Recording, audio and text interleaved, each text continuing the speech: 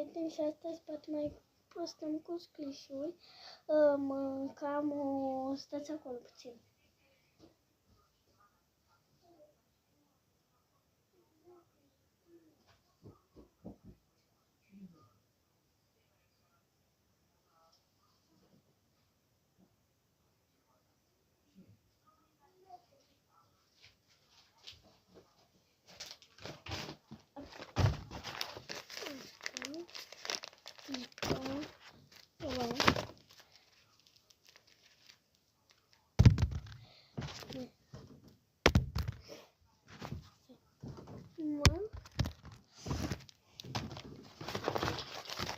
Inimioara dragă, inimioara bate.